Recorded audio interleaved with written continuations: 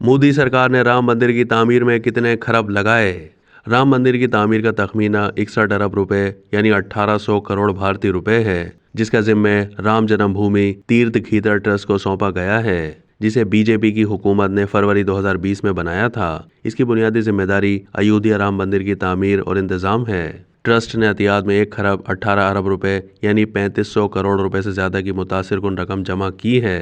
वज़ीर-ए-आज़म नरेंद्र मोदी ने 5 अगस्त 2020 को मंदिर का पहला पत्थर रखकर बड़े मंसूबे का आगाज किया था।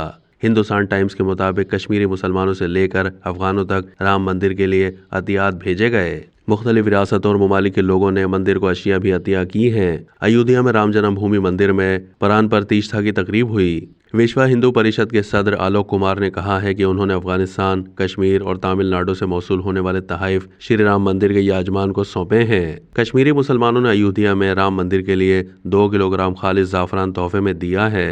राजस्थान के बालाजी मंदिर न्यास ने अयोध्या के राम मंदिर को लड्डू प्रसाद के लड्डू के 1,51,000 बॉक्स और 7,000 कंबल तकसीम करने के लिए तोहफे में दिए हैं। गुजरात से मंदिर को 108 फीट लंबी अगरबत्ती, जिसका वजन 3,610 किलोग्राम और तकरीबन 3.5 फीट चौड़ी है, तोहफे में दी गई है। अगरबत्ती को बनाने में 6 महीने लगे। उत्तर प्रदेश से राम मंदिर को एक घंटी मिली है, जिसका वजन 2,100 किलोग्राम है, जो 8 धातों के मुरक्कब से बनी है।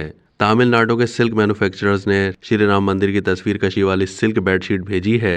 अफगानिस्तान के दरिया काबुल का पानी अयोध्या में राम मंदिर के लिए बतौर तोहफा भेजा गया है।